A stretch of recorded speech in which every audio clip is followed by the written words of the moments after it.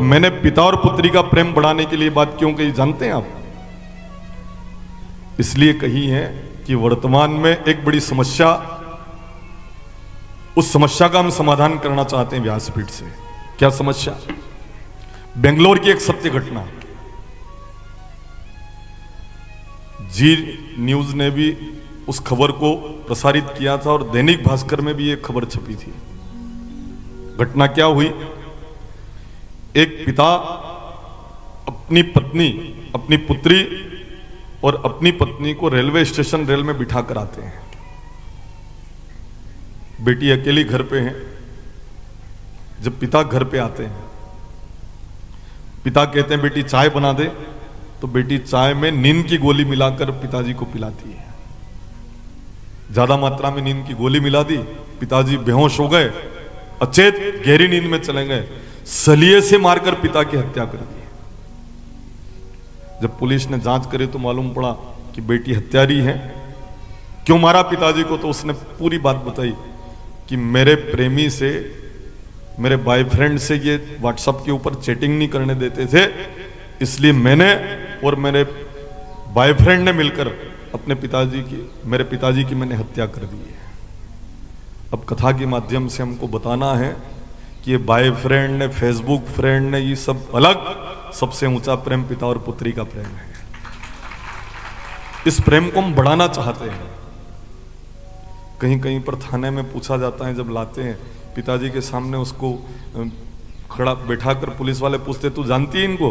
तो कहती मुनी और खुई कौन है? जिन्होंने जन्म दिया उनको पहचानने से मना कर दे। ऐसा कई जगह सुनने में आता है। तो हम इस कथा के माध्यम से इस बेटी और पिता के प्रेम को इतना बढ़ाना चाहते हैं कि सब प्रेम थोते लगे। सबसे ऊंचा प्रेम पिता और पुत्री का प्रेम है। ये बात बतानी पड़ेगी कथा के माध्यम से। ये स्नेह इतना बढ़ जाए, ये प्रेम इतना बढ़ जाए, ये अलौकिक और दिव्य प्रेम इतना पुष्पित और पल्लवित हो जाए। यहां पर आइए और भी हम देखते हैं, जब उत्तरा भगवान श्री कृष्ण के प्रणाम कर आह्वान करती है, गर्भ के अंदर परमात्मा रक्षा कर लेते हैं। अब उत्तरा का शरीर कहां चला गया? अभी तक हमने सुना है परीक्षित जी का जन्म हुआ, पर उत्तरा के बारे में आज तक हमने नहीं सुना है। भगवान ने वरदान दिया कि जिन्होंने भागवत जी को सुनने वाले श्रोता को जन्म दिया है ना, उसकी कलयुग में पूजा होगी।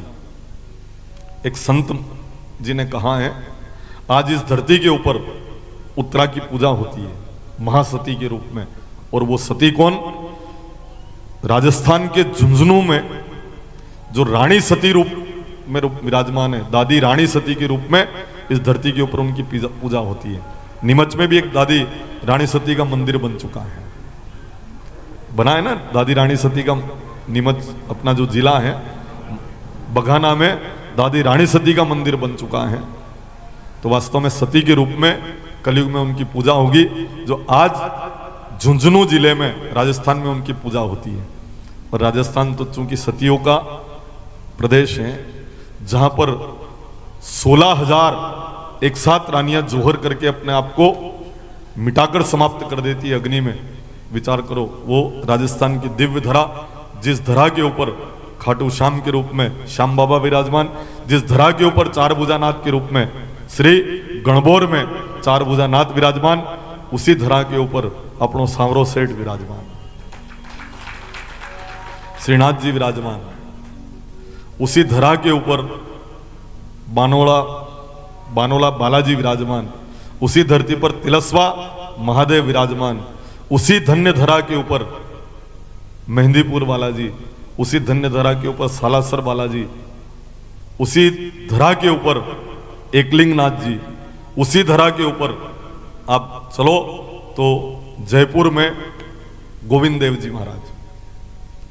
तो उस राजस्थान की धन्य धरा को प्रणाम करते हुए, उत्तरा जी को, दादी रानी सती को प्रणाम करते हुए, आगे के कथानक में हम यहाँ पर परीक्षित जी महाराज का जन्म होना और इन्हीं परीक्षित जी महाराज को 7 दिन का श्राप लगता है। गाय और बैल को पीड़ित करते हुए कलयुग को जब इन्होंने देखा, जब गोरक्षक हैं तो गाय और बैल को पीड़ित करते हुए ये देखते हैं, जहां गाय को सताया जाता है वहां पर कलयुग वर्तमान होता है। ये यहां पर परिलक्षित हो रहा है। परीक्षित जी महाराज गाय और बैल को पीड़ित करते हुए जब देखते हैं, दंड देना चाहते हैं, गाय कौन है? पृथ्वी है, और बैल कौन है? धर्म है। जहां गाय को सताया जाता है वहां पर कलयुग है। आज सबसे दीन दशा अगर किसी की है तो गोमाता की है। हम सबकी माँ है वो। आज स्थिति क्या है? गोमाता की। 33 करोड़ देवता विद्यमान है, इधर उधर भटक रही है। उस गाय को इधर उधर भटकती हुई देखकर लोग क्या कहते हैं? आवारा गाय है। आप में से भी किसी ने कहा होगा। जिसको मां कहा उसको आवारा कहते हुए अपने को शर्म नहीं आती है? मां कभी आवारा नहीं हो सकती है। हां, खूंटे से छोड़कर जिसने अपने घर से बाहर कर दिया उस गाय को, वो लोग आवारा हो सकते हैं, पर गाय कभी आवारा नहीं होती है। जिन्होंने खूंटे से गोमाता को छोड़कर बाहर कर दिया वे लोग आवारा है। गाय आवारा नहीं हो सकती है, और उसकी सजा किसान को मिल चुकी है। नहीं मिली सजा।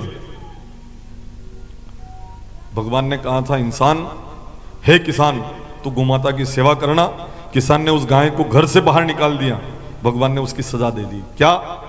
नील गाय। यह सजा है किसान को। ये घोड़ा रोज इतनी संख्या में क्यों आए? भगवान ने कहा तू गोमाता का पालन करना। 33 करोड़ देवता इस गोमाता में मैं बिठा देता हूं, इसकी सेवा करना। पूरे धरती का जो परिक्रमा करने का पुण्य मिले, एक गाय की कोई परिक्रमा कर ले, इतना पुण्य उसको प्राप्त हो जाया करता है। एक एक देवता को धोख दोगे कोई देवता छूट जाएंगे, पर एक गोमाता को प्रणाम कर लो, 33 कोटि देवता को प्रणाम करने का पुण्य आपको प्राप्त हो जाया करता है। इसलिए एक देशी गोमाता अपने घर में जरूर रखना। आज ढूंढना पड़ती है गाय की पूजा के लिए कि गाय कहाँ है। वहां जाओ तो नजर आवे कि होलिस्टान, नजर आए कि जर्सी।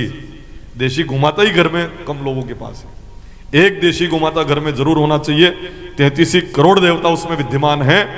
कब विराजमान हुए सारे देवता?